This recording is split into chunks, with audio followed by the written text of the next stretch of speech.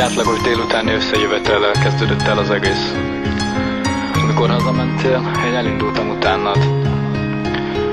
Amikor felértem, te már az ajtóban vártál. És amikor a szemedbe néztem, valami furcsát éreztem. Tudtam. Emlékszem még rá, ahogyan először csókoltál. Gyönyörű pillanat volt, elfeledni nem tudnám. Még ma is bennem még, ahogyan először öleltél. Fülembe súgtad, szeretni fogsz örökkön örökké. Csak te, meg én együtt éljünk boldogan, és így lesz szép az élet, így lesz boldogan. Csak te, meg én együtt éljünk boldogan, és így lesz szép az élet, így lesz boldogan. Kis időn múlva megszerettük egymást, de sajnos az utunk szétvált. Te kellett engedjenek, azt hittem elfelejtenek. Múltak a hónapok, az évek, minden nap csak az Istent kértem, hozzon vissza téged, legyen úgy, mint régen.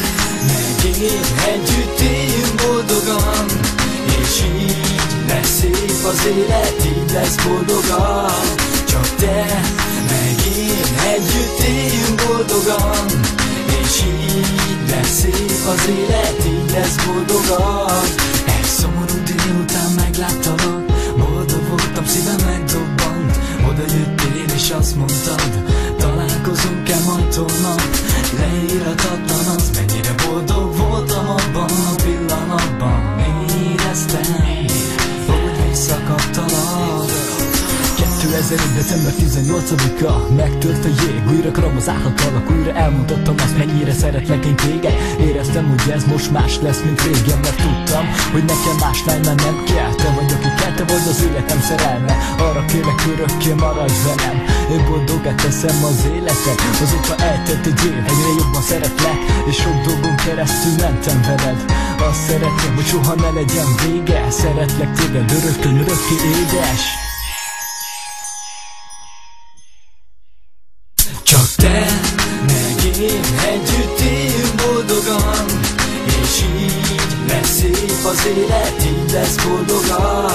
Csak te, meg én együtt éljünk boldogan, és így lesz szép az élet, így lesz boldogan. Csak te, meg én együtt éljünk boldogan, és így lesz szép az élet, így lesz boldogan. Csak te, meg én együtt éljünk boldogan, és így lesz szép az élet, így lesz boldogan.